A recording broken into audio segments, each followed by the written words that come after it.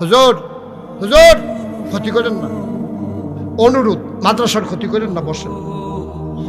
এই মাদ্রাসার শিক্ষক, আমি কোন সময় উঠোন লাগবো কয়া মোহন বইয়া থাকে, এটা টাইম আছে না উঠোনে? আপনি ব্যান্ডায় দুইটা বইয়া রয়েছেন, কিন্তু ফজরের আজান দিছে না হলো মামুড়িটা। আচ্ছা ধরতেন ধরতেন,